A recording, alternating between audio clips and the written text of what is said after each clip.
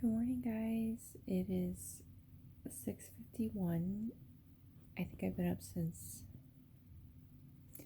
like 4:30, but I have done 2 meditations, and my daughter's school is not canceled today. So that's step one.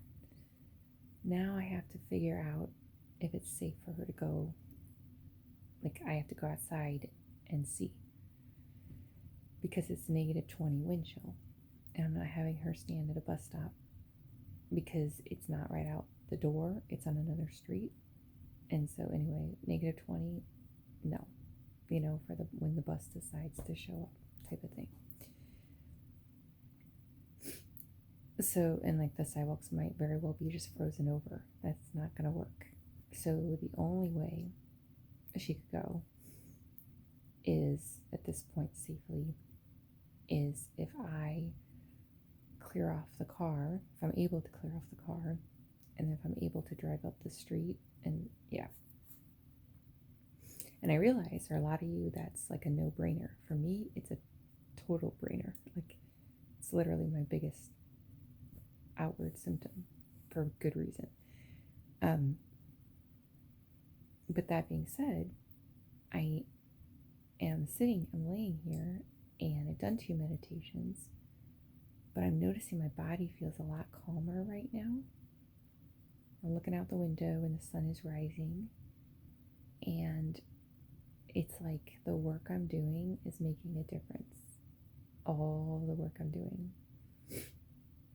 And that includes releasing emotions.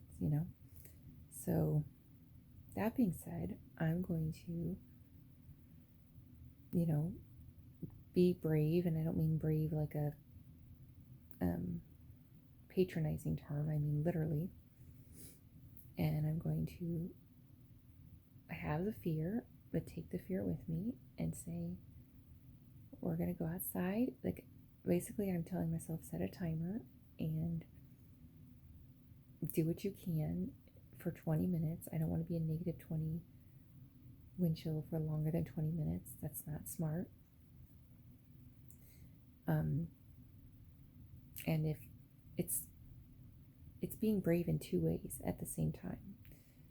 One, being brave enough to try, and then 2, if it's not going to happen and it's not safe, being brave to say, I'm doing the right thing, even if certain other people don't understand or whatever. It ultimately doesn't matter, because if I know I'm doing the right thing and the safe thing, not the comfortable thing, but if it's truly unsafe, then that's what it is. And so one of the mental things I'm doing is I'm imagining that everybody supports my decision. And I'm like, well, yeah, you're the mom. Yeah, you have good judgment. Like, whatever you decide is your right. And, because that's what I deserve as a human being. I just have never had that. But it doesn't mean I don't deserve it just because I haven't had it. So, it's 6:55 right now. So her light should be going on in 5 minutes, and that's when I will start the process of warming up the car and bundling up and going out there and scraping. But I'm not going to, like, I matter too as a human. And yeah, it's like, this is the thing that kind of angers me about the schools. I could care less, like, if they're off because of weather. I always support the school's decision. What's upsetting is then when they decide, nope, we're going to go back, even though it's not even safe, and parents, for their own safety of their kids, decide to send them, keep them home, then the parents get grief. And it's like, really? This isn't just for fun, And there's just this, like, double standard is my point. But I remind myself that, like, everyone has to make the decision individually for themselves. I just wish there were, like, if it's negative whatever and you decide to keep your kid home, it's not a unexcused absence. It's a reasonable absence, But anyway, that being said, I'm enjoying at the moment. I was enjoying now my shoulders are getting tense again, but I was enjoying at the moment just like a very calm, moment. And it's just more ultimate confirmation that I'm on the right track. And I'm starting to get comments that people are saying that this is helping them and stuff, which is my ultimate goal. So that's really exciting. And yes, I use him as a pillow.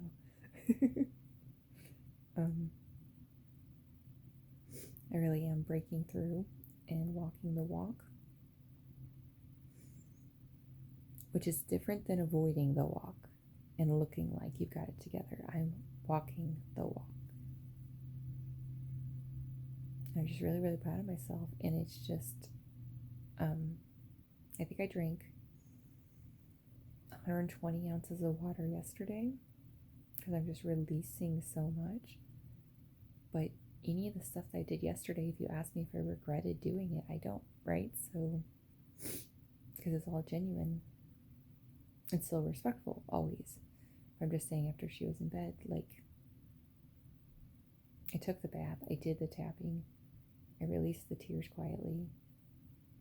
It is grueling while it's happening, but I'm getting more and more confirmation through experience that, like, I would be absolutely fine if I had a group of people I could cry in front of. And I'm not saying that's the purpose, but I've never had that, which means I've always, especially around my family, I've always had to hold it in to my detriment. So no wonder I got so sick and all of that stuff. But now I'm coming back to being a human, and like, it's just incredible. So love you guys, and this is me making a commitment to myself that I will set the timer. I will go out there for 20 minutes and put my all for 20 minutes, assuming I can make it there with my ankle safely. And then I'll say, you know what, I tried, and that's all I can do, unless it's necessary, but this is not necessary.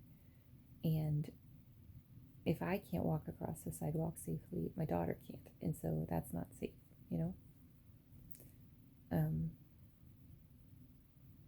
the reason I'm even having stress about this is because last time it was -17 after school had been off for like 4 days because the school had called it off, and that was fine, that made sense. But then they decided they wanted to go back, and I was shocked that the teacher was like, "What's wrong?" And it's like, it's -17, and we walk to the bus stop, and we stand at the bus stop for 40 minutes, like. And I explained everything, and all it was like, well, that's an unexcused absence. It's like, okay, really, it's a parent protecting their kid. But anyway, love you guys. Wish me luck.